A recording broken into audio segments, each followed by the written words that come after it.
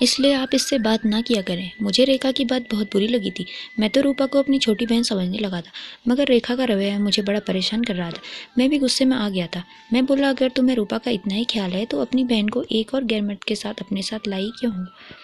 इतना कहकर मैं दरवाजा जोर से बंद करके घर से बाहर चला गया था। बाहर निकलकर मैं सड़कों पर घूम रहा था। मुझे रह रहकर अपने सख्त व्यवहार पर शर्मिंदगी हो रही थी।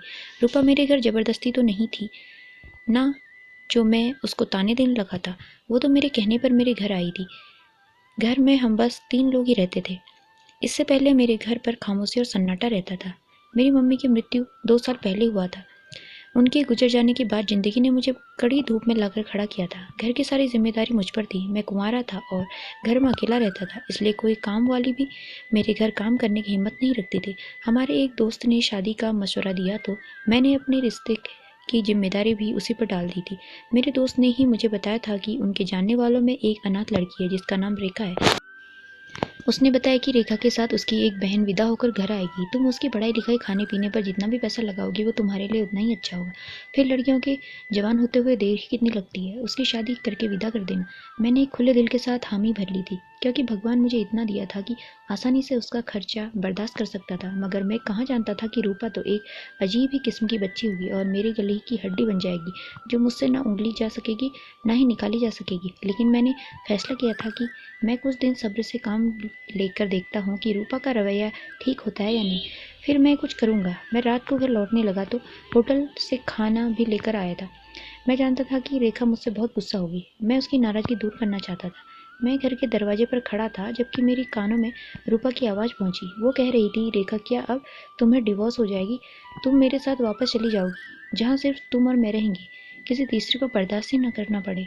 रेखा एकदम गुस्से से बोली थी, अपनी बकवास बंद करो। रूपा की हंसी की आवाज़ आई थी। फिर वो बोली, अब तो घर में तुम्हारा खड़ूस पति भी नहीं है। अब तुम मुझे मेरे असली नाम से पुकारो। रूपा की बात सुनकर हैरान रह गया था। रूपा का कोई और नाम भी था क्या, जो मुझसे छुपाया गया था? लेकिन क्यों?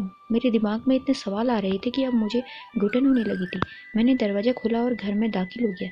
रेखा की नज़र मुझ पर पड़ी तो वो भागकर मेरे पास आई और बोली, मुकेश, आप कहाँ गए थे? मैं आपकी फिक्र में घुलती जा रही थी। मैं ये देखकर खुश हो गया था कि रेखा के चेहरे पर नाराजगी का नामो निशान तक नहीं था। हम दोनों बातें कर रहे थे कि रूपा एक बार फिर से रोने लगी थी। वो बोली, रेखा, तुम इसके साथ बात मत करो। ये मुझसे गुस्से से देखता है। तुम्हारा पति गंदा है। रेखा ने मुझे शक की नज़रों से देखा था। मैंने अपनी सफाई दी और कहा, क्यों रूपा, बच्चे में क्यों आप पर गुस्सा करूंगा? रेखा बोली, मुकेश, मैं आपसे कही भी थी कि आप मेरी बहन से बात मत किया करो। इतना कहकर वो रूपा को हाथ से पकड़कर अपने कमरे में ले गई और मैं इस हॉल में अपना मुंह लेकर खड़ा रह गया था। लेकिन अब मुझे शक हो गया था कि कुछ ना कुछ तो गड़बड़ जरूर थी। मैं तो रूपा के नाटक को बचपना समझ रहा था, मगर यहाँ तो कहानी है ही कुछ और। मेरे दिल में शक का बीज उग गया था और मैंने सोचा कि अगर उस पर सख्ती करूंगा तो वो खुद ही अपना राज खोल देगी। रेखा हमेशा की तरह नाश्ता बना रही थी जब अचानक रुक कर बोली, मुकेश, आप रूपा के लिए स्कूल का बस्ता क्यों लेकर आए थे?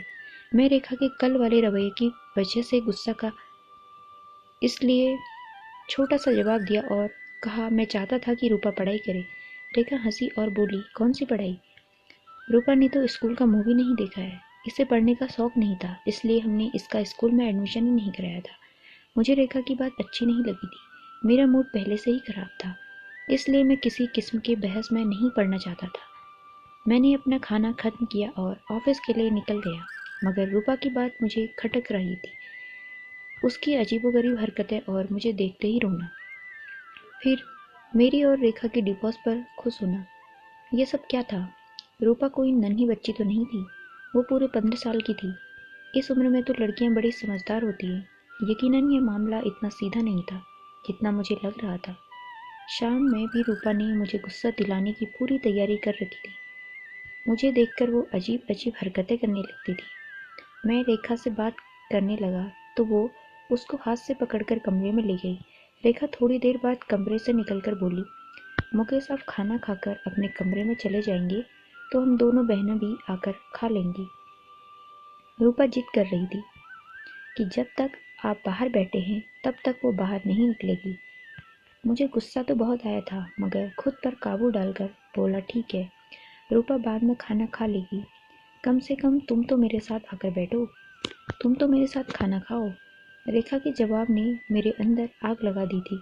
वो बोली, मुकेश आपको तो पता है ना कि रूपा कितनी जिद्दी है, घर में तूफान खड़ा कर देगी, इसलिए आप मेरी बात मान लें। रेखा इतना कहकर कमरे में चली गई थी। अब मैं अपने गुस्से से बाहर हो गया था, खुद पर काबू न पा सका और कमरे की तरफ बढ़ा। रेखा की आवाज़ आ रही थी। वो रूपा को कह रही थी, पापा के साथ तुम भी मर जाती, कम से कम मेरी ज़िंदगी तो बच जाती।